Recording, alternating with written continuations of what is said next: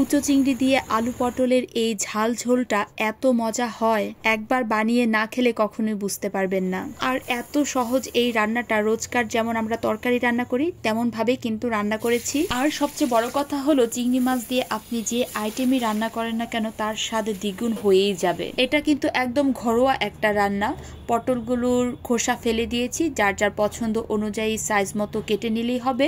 আর এদিকে চিংড়ি মাছগুলো আমি বেছে নিয়েছি, পটলগুলো গোল গোল করে কেটে নিয়েছি, আর আলুগুলো ছোট ছোট করে টুকরো করে সেদ্ধ করে রেখেছি। সবার প্রথমে আমি পটলগুলো অল্প একটু লবণ দিয়ে বেশ অনেকক্ষণ ভেজে নিব। পটল ভেজে রান্না করলে কিন্তু পটলের স্বাদ আরো দ্বিগুণ হয়ে যায়, আর পটলের ভেতরে যে জলটা থাকে সেটাও কিন্তু চলে যায়। এবার আমাদের সবার প্রিয় চিংড়ি মাছ মানে কুচো চিংড়িকে আমি ভালো করে একটু ভেজে নিব। লবণ হলুদ আর মরিচের গুঁড়া দিয়ে মাছটাকে কিছুক্ষণ মেখে রেখেছিলাম। তারপরে ডুবো তেলে একটু হালকা পাতলা করে নাড়াচাড়া করে মাছটাকে আমি তুলে রেখে দিয়েছি।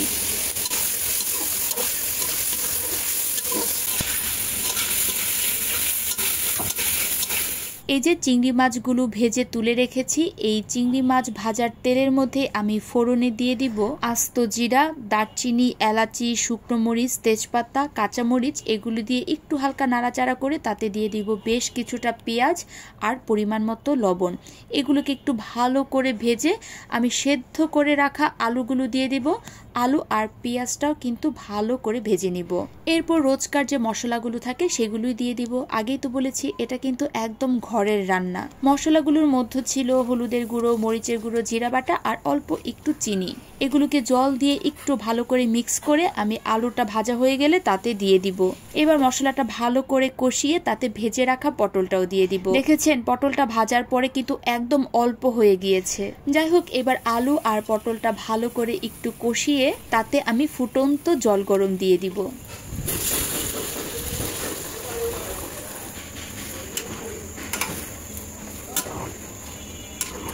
ব্যাস, আলু পটলের ঝোলটা ভালো করে ফুটে আসলে তাতে আমি কুচো চিংড়িগুলো দিয়ে দিব আর বেশ কিছু কাঁচামরিচ ফালি করা দিয়ে দিব। এইবার আলু পটলের সাথে কুচো চিংড়িটা বেশ কিছুক্ষণ ফুটিয়ে নিব যাতে চিংড়ি মাছের গন্ধটা পুরোটা ঝোলে সুন্দর করে ছড়িয়ে যায়।